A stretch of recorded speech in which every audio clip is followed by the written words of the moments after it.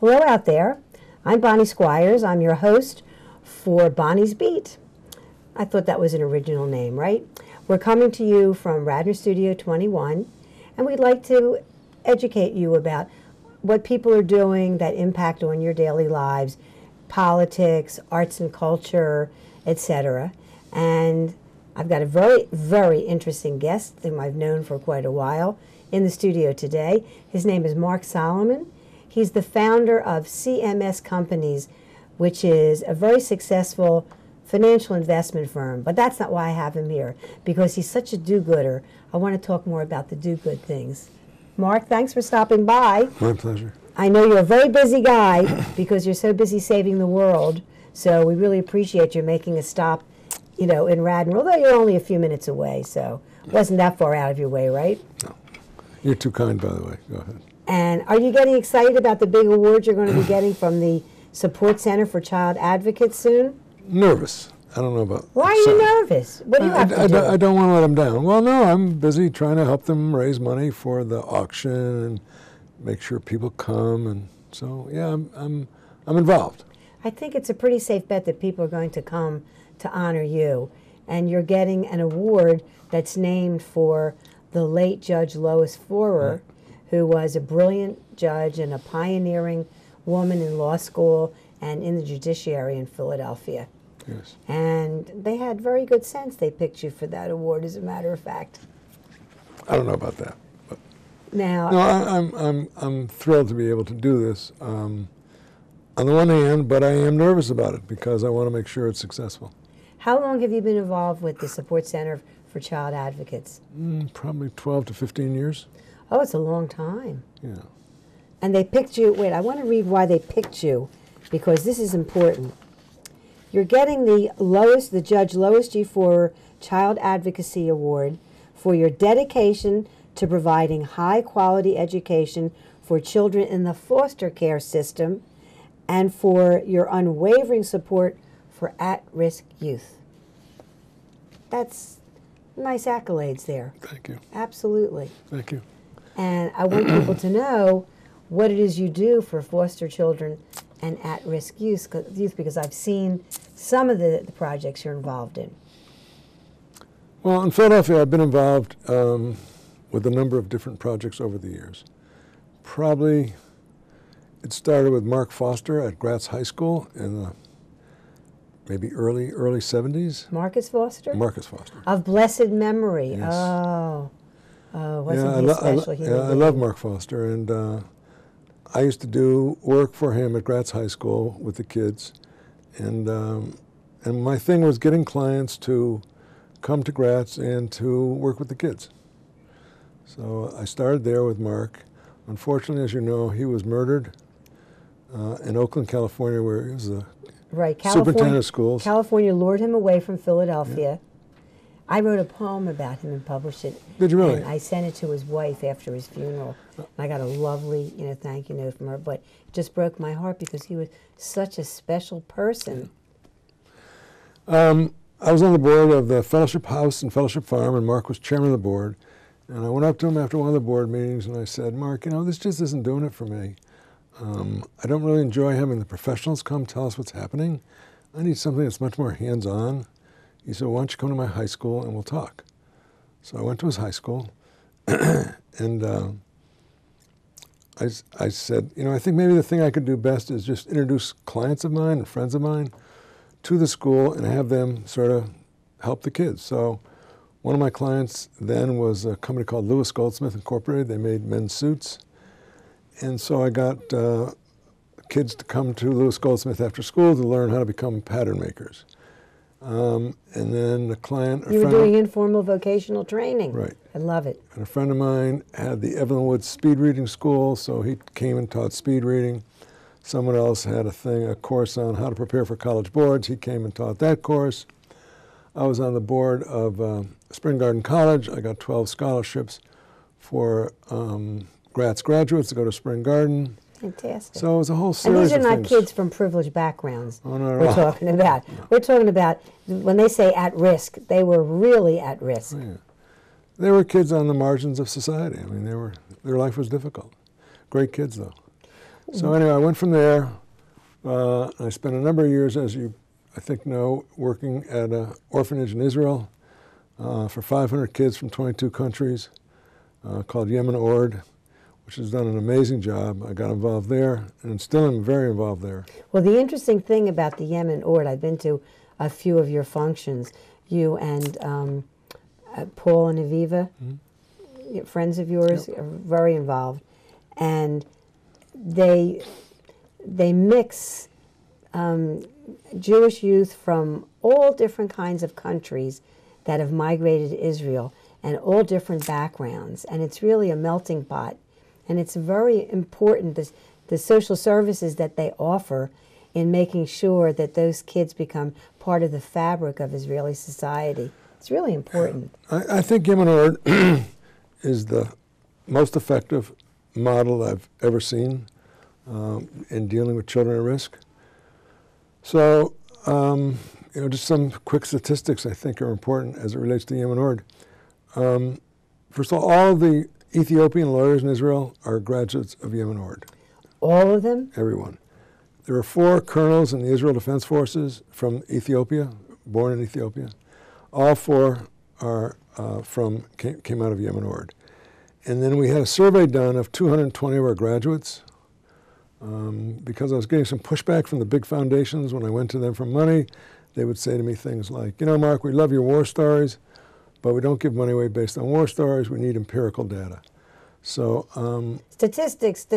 Right. So I hired actually a client of ours put up the money. We hired 5 professors from Haifa University School of Social Policy and Practice to do a survey of our graduates. And I went to Israel to interview these people before we hired them. It was interesting. 3 of the 5 had their PhDs from Penn, so I thought that was interesting. That was just coincidence. It's my alma mater, so that Yeah. I think you picked the right people. So anyhow, they interviewed 220 of our graduates over a 20-year period of time. And a lot of great statistics. The most important one, though, was 90% of all those who were interviewed said they were either satisfied or very satisfied with their lives. And I also graduated from Penn, and I suspect that if you What did you major in at Penn? Getting out. Oh, come on. No. What, really. were you a fraternity playboy or something? No. It was just, I was in over my head. That's all. Well, were you in As the a matter of business? fact, my mother chaired the high school building committee in the small town I grew up in, Where did you grow up? Manchester, Connecticut. And so at one of the high school building committee meetings, the principal of the high school says to my mother, think about this, Helen, for the life of me, I'll never figure out how Mark got into Penn. So that's a real vote of confidence. So. Oh, were you in the Wharton School? Yeah. Because my father was an accountant, I thought I wanted to be an accountant. And I finally made a deal with the accounting 2 professor that if he let me pass this course, I promised him he would never, ever see me again in the accounting department. So And then you switched to what? I switched to insurance, actually. Did you ever do anything with insurance? Oh, yeah. My career has been built around the insurance Oh, that's business. right, because you've got a lot of companies. Yeah. It's not just the CMS. There's something called M. Yeah, M Financial, right. M Financial? Yeah. And that deals with insurance? It's a buying cooperative for affluent people to buy life insurance better than they can buy it anywhere else. So that's the notion of M Financial, which is because my name's Mark, and my partners in this venture were Eli Morgan, M, Carl Mammal, and Peter Mullen. So everybody was M. So that's how M became M Financial. Where did you get the motivation to do good? Did that come from your parents? Were they philanthropists? Was she a volunteer? My mother was an accounting major at NYU, She must have been a pioneer. She was. And so every organization in our community wanted my mother to be the treasurer for life. So, the hospital auxiliary, the League of Women's Voters, the Temple Sisterhood. It just didn't matter what it was. But it wasn't like you served 1 or 2 years. She would serve 1 or 2 years. She would serve forever. So she was very good at it, and she enjoyed it. So she was very much of an activist in our community. And I would say she was the matriarch, particularly of the Jewish community in this town. Now, is it that you loved Philadelphia after you went to Wharton School and you stayed? How did you end up in Philadelphia? I actually the suburbs. I went to see a professor of mine that I had at Wharton a fellow by the name of Charlie McCaffrey, and I just went there to thank him. Went to his office, and he asked me what I was going to do. I said, I think I have a job possibly in Boston, and I'm going to pursue that. He said, well, why don't you stay, would you like to stay in Philadelphia? I said, yeah, I'd love to stay in Philadelphia. He said, well, I have a consulting job with an insurance company called Provident Mutual. Biggie. It was in those days. And so I travel around the country giving lectures for them and work with their more sophisticated insurance agents and clients and their clients. And I have one person on my staff now. I need another one. Would you like to work for me? So I said, yeah. I didn't ask him the amount of money. I didn't ask him anything. I just was interested in. So I started out at $4,700 a year. And it was a great... And overpaid at that, right? I'm not so sure about that. But I spent 4 years working for him, and it was just a great experience. And then I sort of went off on my own. How did you have the courage to start your own company? I mean, mainly because I failed. Did your family have enough money that you had a cushion there? No. I had developed this expertise as a result of being with him for those 4 years. What was the professor? So it was really financial. What was the professor's name? Charles McCaffrey. Charles McCaffrey. He was famous. He was amazing. Anyhow, and we worked on really interesting things. And I remember the first contract Joe Namath had coming out of wherever he came from in Alabama. He was signed by the New York Titans, and we were hired to help design his first contract. And so Charlie would get involved in these really interesting things, and I basically carried his bags. You know, I didn't have a lot to contribute, but it was a great experience. I learned a lot, and Joe Namath must have been an interesting character. I personally never met him. You didn't get to meet him? No. I love the commercial he did where he wore pantyhose. Do you remember that commercial? No. He for the money he would do anything, and he made a lot of money. I'm sure.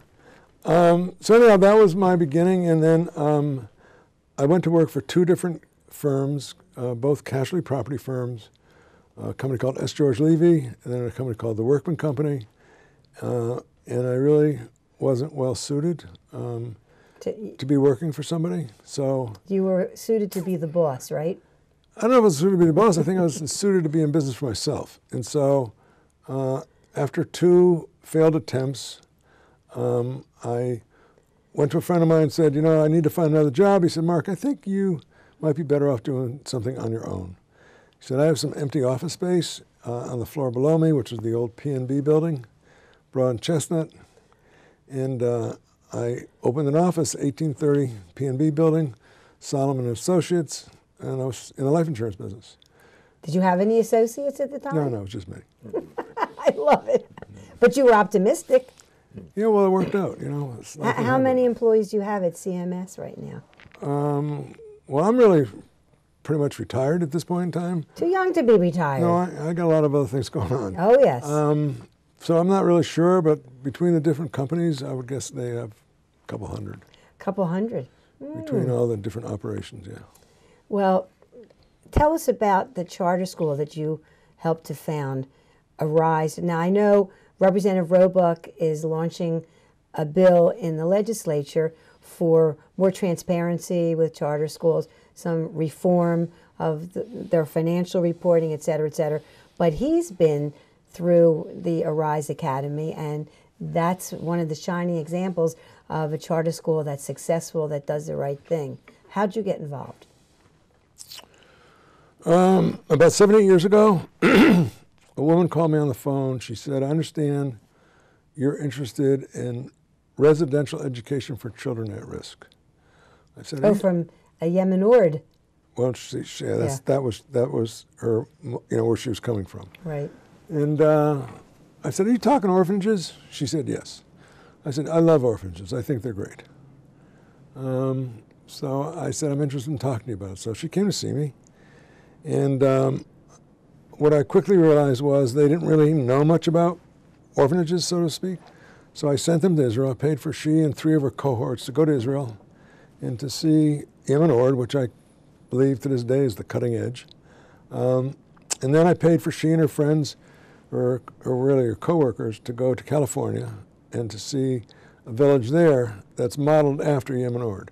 It's called San Pasqual Academy. It's outside San Diego, and it was founded by the former chief judge of the San Diego Orphans Court, who decided that just sitting in his in his robe and sentencing people to go, women particularly, to go to prison because they weren't taking care of their children, wasn't really the solution. And that he needed to do something where the children were going to be in a residential setting.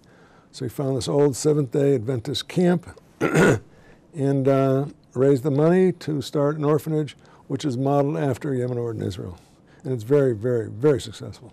I'm glad you used the word village, because when you say orphanage, most people think of the Charles Dickens horrible place, you know? Yeah. But our goal is always to deinstitutionalize, yes. deinstitutionalize the institution.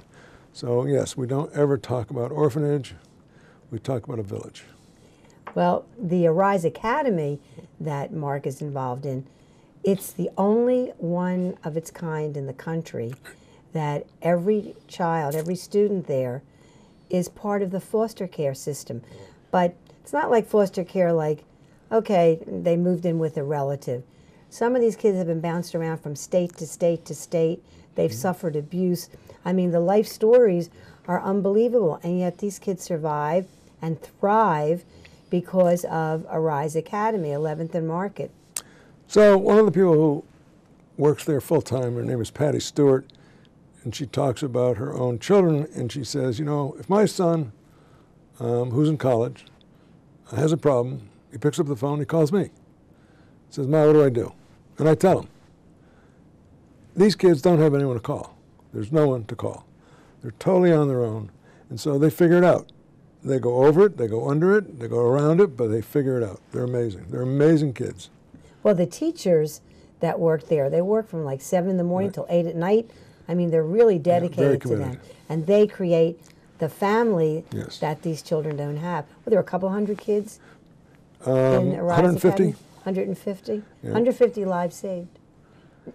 Hopefully. But they're just great kids. I love being with them.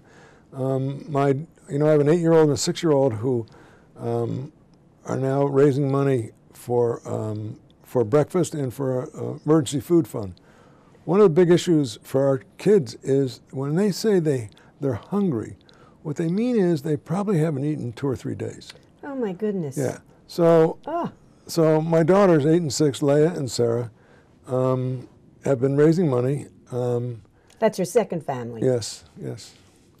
I've been raising money for an emergency food fund and also to have hot breakfast.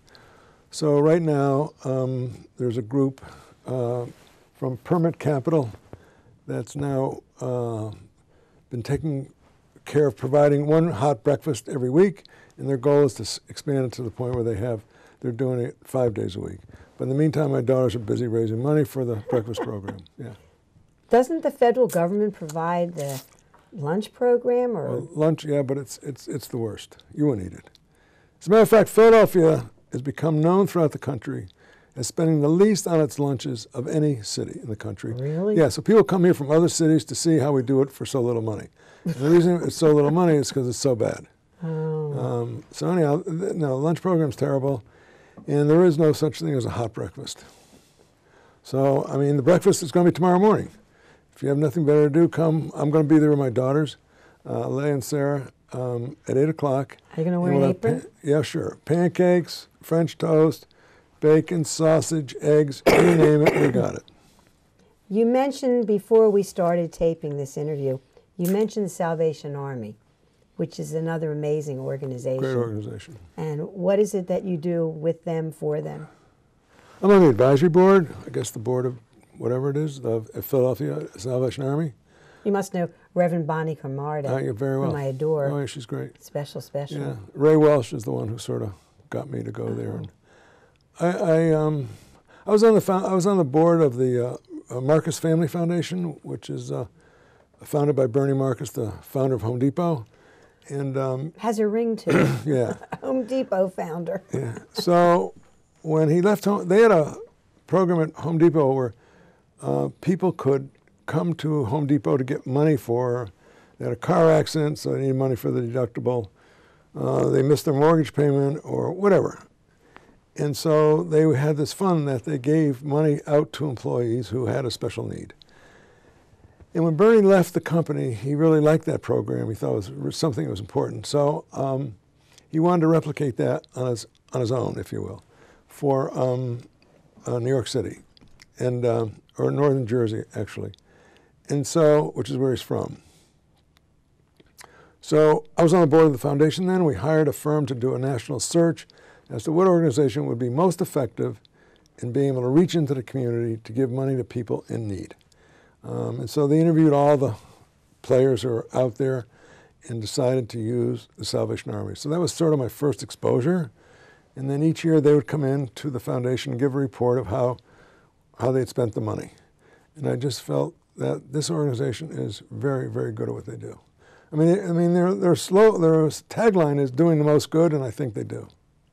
They certainly do a lot of good, and we saw them in action with the Red Cross. They were in tandem with each other for Hurricane Sandy victims. Yes. And they're still doing that because the shore has not recovered.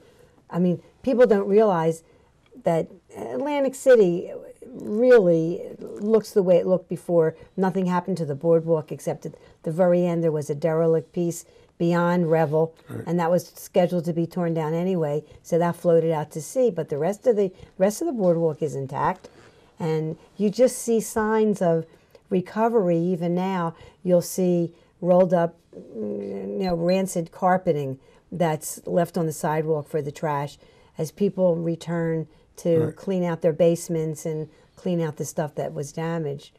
But there are some towns that have been totally devastated further north, and they may never recover. I think so. They may never recover. I think that's true, yeah.